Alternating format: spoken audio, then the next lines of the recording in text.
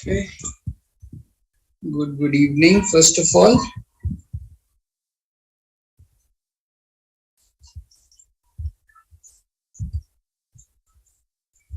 Okay, guys, let's begin with. So, today we will be talking about the last aspect of your GMAT exam. So, as we all know, that GMAT exam is actually divided into four portions. One is your AWA, then is your IR, integrated reasoning, then is your quant, then is your verbal. Now, specifically, I would say that this is one of the way in which you can give your exam. You can even start over with the quant, verbal, then AWA, IR. You can also give the exam in verbal, quant, AWA, IR form. So these are going to be specific forms in which you can attempt your exam. Now it is totally dependent on the student, and it is totally dependent on how exactly you prepare during your preparation time and how exactly you become confident in the respective sections, and then you start over, or then you actually go on for your actual GMAT exam in which order. So deciding the order is a good concern, because this will deliberately tell you how exactly you can achieve the best results. See, the point is, knowing just quant or verbal will not work at all. Even if you know the things, then also the time constraint in the test is going to be very much crucial aspect. Doing things in the time span given is the task. That is what you need to achieve. And for that, the practice is going to be the most important key. And doing a random practice from everywhere will not work at all. So please make sure that you only practice what is required in GMAT. If it is not required in GMAT, then just keep it out and just be conscious about it. I am 100% sure about what I have taught in the classes, and that is what is required in GMAT for sure. Nothing more than that. Do remember one thing, that the GMAT book 1, which is provided by Jamboree, the official guide, which is the GMAT's official guide, is more than sufficient to analyze what can happen in GMAT. I have already mentioned this fact that in your exam only 2 to 3 questions will be there which are going to be very typical, very difficult. So don't worry about them. You can practice those questions from book 2 or any other source. I'm okay with that. But the point is, first of all, having a grip on these two books is going to be very important. And working on the quant progress chart is ultimately going to be very important. Moreover, in book 1,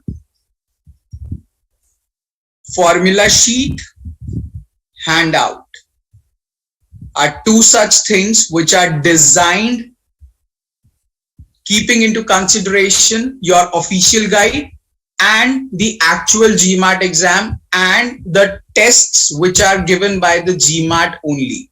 So there are free tests and there are paid tests as well. So we have analyzed those tests, and we have analyzed, or we have actually given the actual GMAT test and analyzed what exactly happens in the GMAT exam, and based on those aspects we have done the complete research work and then found out those formula sheets and handout. So please make sure that you take these two things, formula sheet and handouts, very seriously. Ultimately, if you do these two things thoroughly, 80% of your exam is sorted, because it involves all the basic aspects what is required in the GMAT. Going thoroughly with these two ideas is going to be very good. Am I clear about it?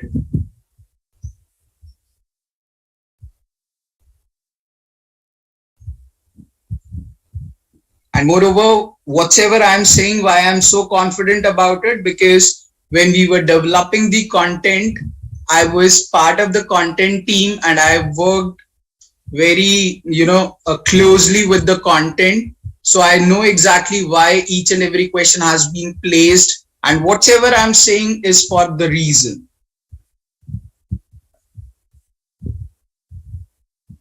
Okay. Now, talking about the concept or context of integrated reasoning.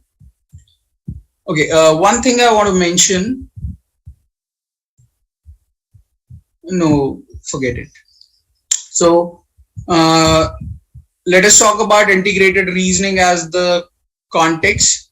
So if you go by the generic approach, so AWA as the section comes the first, then is IR, then quant, and then verbal.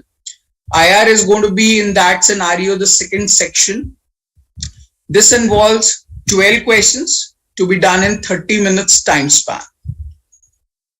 In this particular case,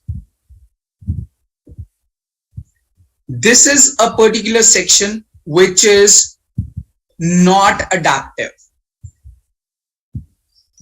That means the moment your exam will start, the 12 questions out here for this integrated reasoning section will get fixed automatically, and that will appear in front of you.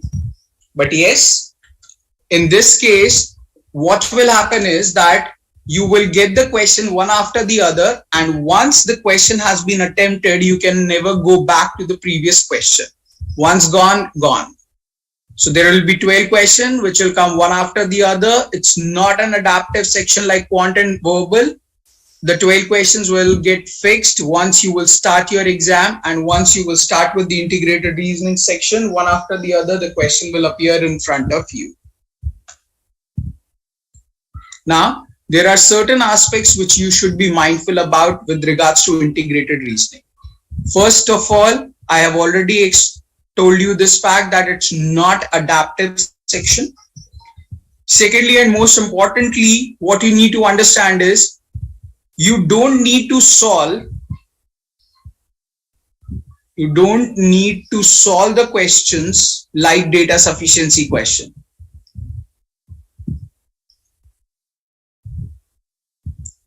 Now, in case of data sufficiency question, what we do is, if it is a definite yes, we say we know the answer. Even if it is a definite no, we say we know the answer. But in case of IR, what we do is we mark yes if it is yes, and we mark no if it is given no in the question. Similarly, we mark true if it is true. We mark false if it is false. We cannot say we know the answer, so it's going to be a yes. We cannot say we know that it is, you just need to go by the flow. So if it is yes, you are expected to mark yes. If it is no, you are expected to mark no. It's not like you are going to mark yes for that. It's very important to remember this fact. You are going to mark yes for yes, no for no, true for true, false for false. Do not solve the question like data sufficiency. Out here, the scoring goes by 1 to 8 with integer value increment. So therefore, you can get a score of 1, 2, 3, 4, 5, 6, 7 or 8.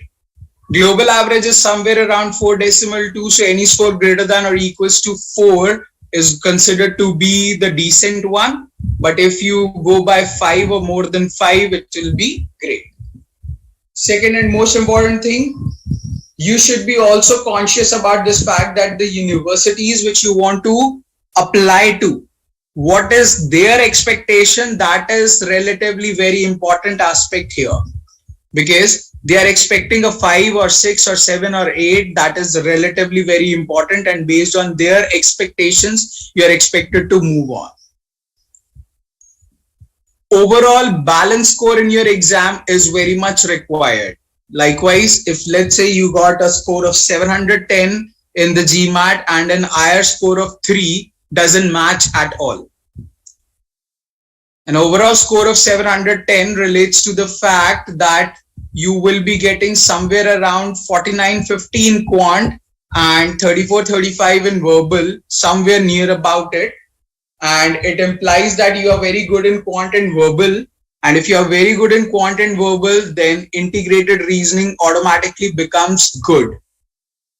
As the name says, it's integrated reasoning. So the questions are reasoning based question, but it is an integration of both quant and verbal.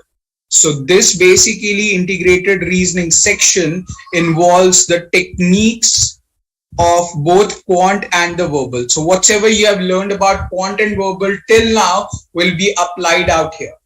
So the skimming technique of reading comprehension question will be applicable, so as critical reasoning questions will be there, and all will be associated with mathematics. So it will also involve the techniques of quant. So these are the basic things which you are expected to know with regards to integrated reasoning section. Now, how exactly the exam will look like, what exactly it will be there, I'll talk about it the next. If you have any questions out here, you can ask. Otherwise, we'll talk about different types of questions you will encounter in integrated reasoning. And if you don't have question, just simply write no questions and we'll move on.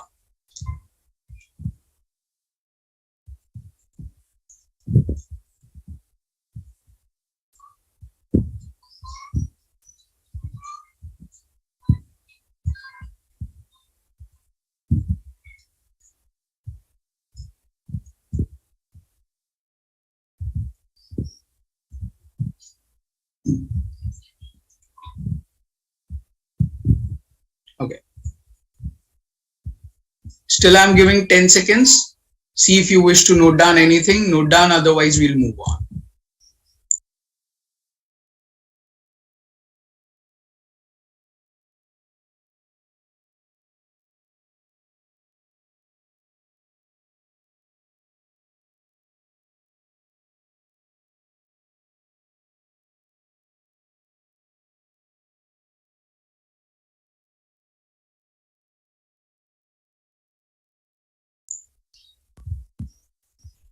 Now, two more things which are associated with this section as integrated reasoning.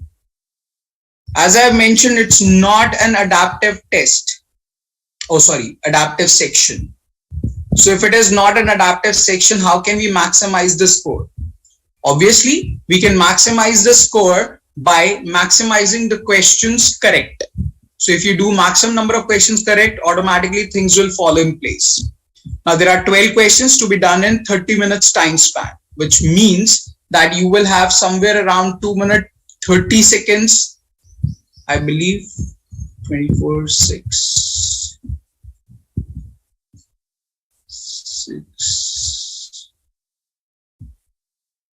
60, yeah. So 2 minutes 30 seconds on an average basis for every question to be solved.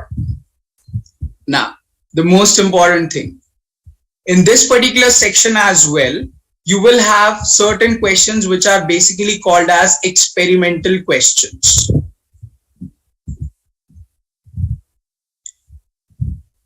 Is there anyone who does not know what are experimental questions in GMAT?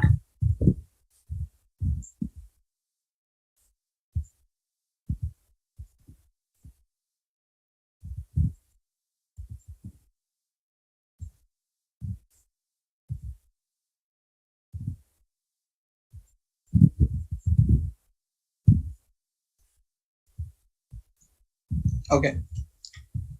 So basically what happens is every question in your GMAT exam is not a scored question.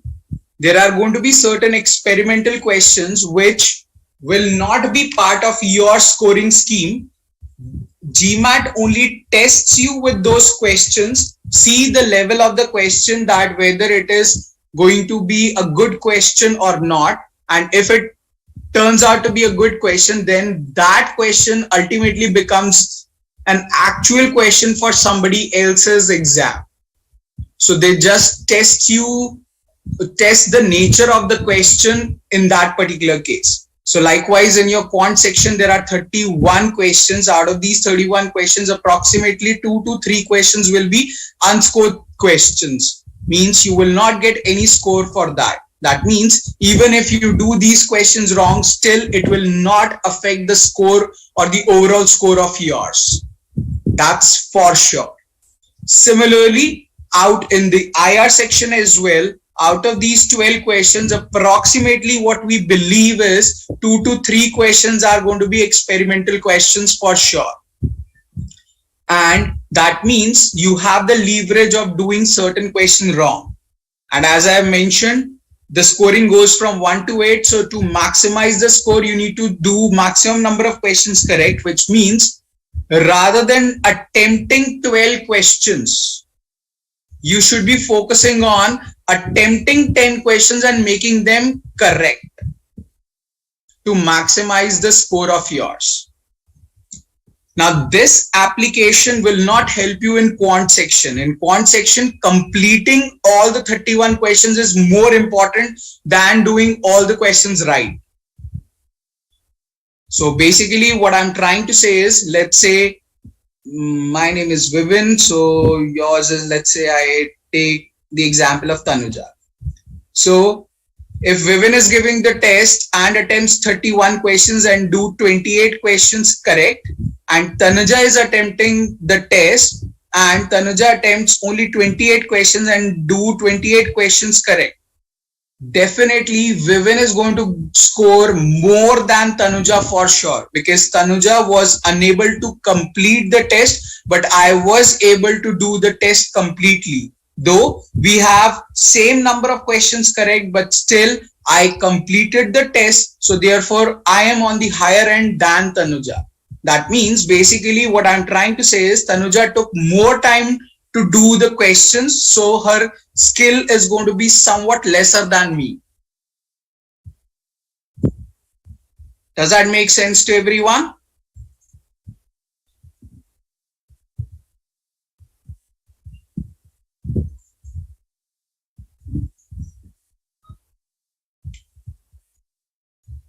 Okay.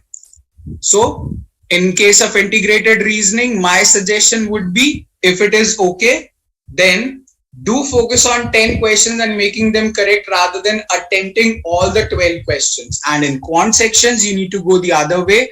In time, you need to complete the test to get the maximum score based on it. So these are certain aspects which you should know. Now let us talk about integrated reasoning in detail. So your integrated reasoning basically is divided into 4 different types of questions. First is multi-source reasoning, second is table analysis, third is graphic interpretation, and fourth is two-part analysis. So basically these are called MSR questions, these are called TA questions, these are called GI questions, and these are called TPA questions. The names are not according to me, it is according to the GMAT exam only. So just do analyze it. As I mentioned, there are 12 questions in all. So it clearly implies that we have 4 categories. So 12 divided by 4. So there should be 3 questions from each category, but that's not the case. It's not like that.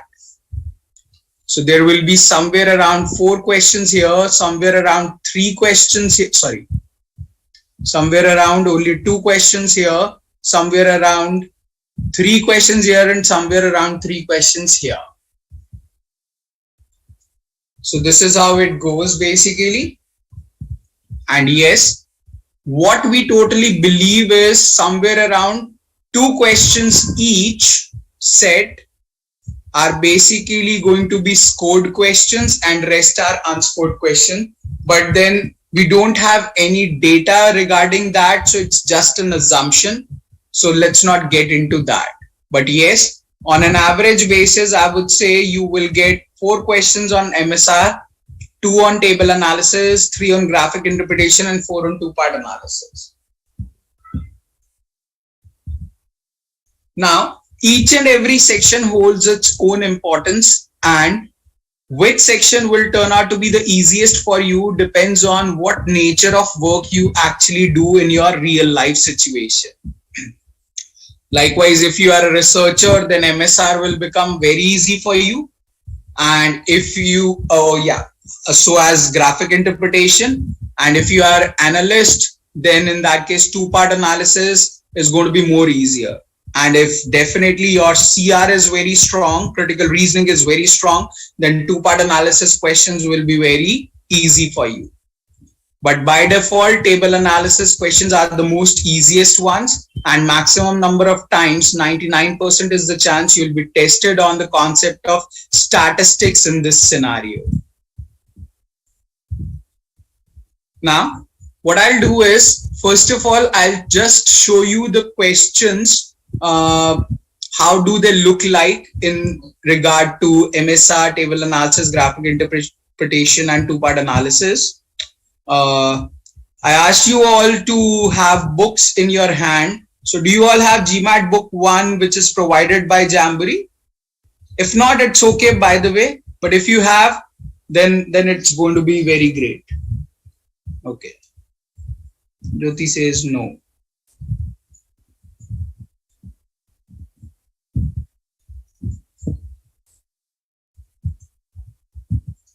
Okay.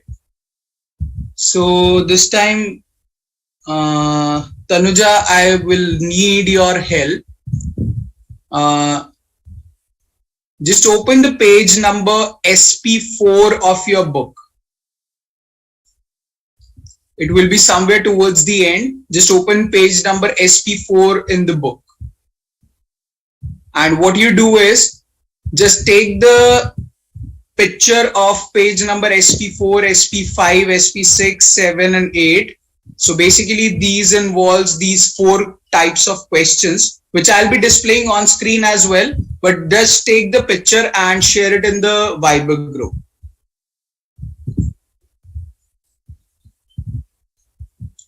First you do that and then I'll move on.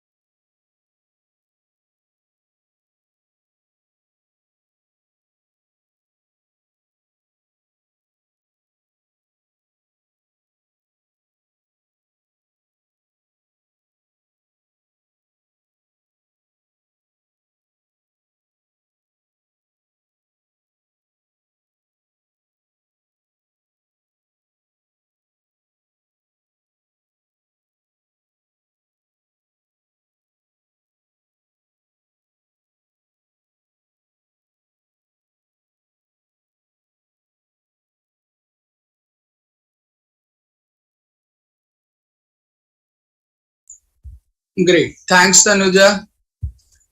So now everybody has, just a second. You have already solved this question.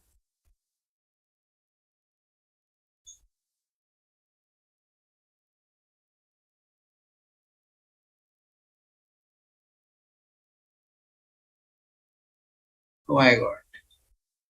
Okay, so don't look at the answer, guys.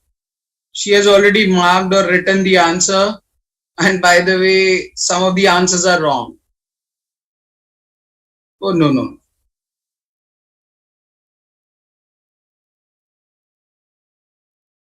Okay, I'm considering some are wrong.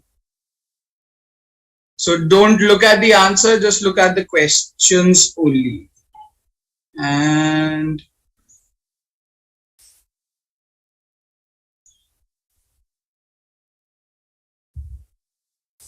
you didn't posted the MSR question completely. It's just the first thing.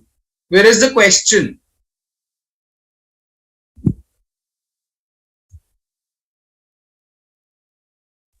Which page, sir?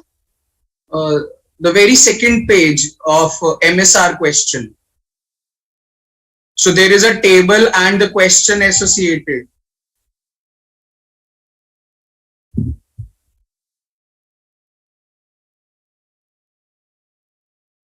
Okay, let me show you what exactly I'm asking. So this portion of the question, the right hand side.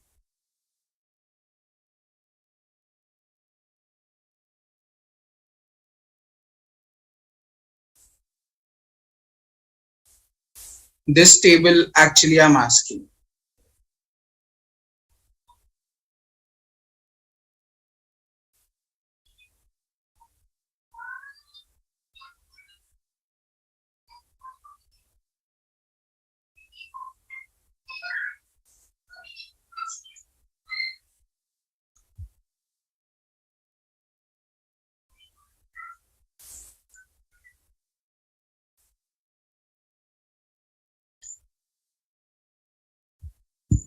Okay guys. So let us analyze the four variants of the question.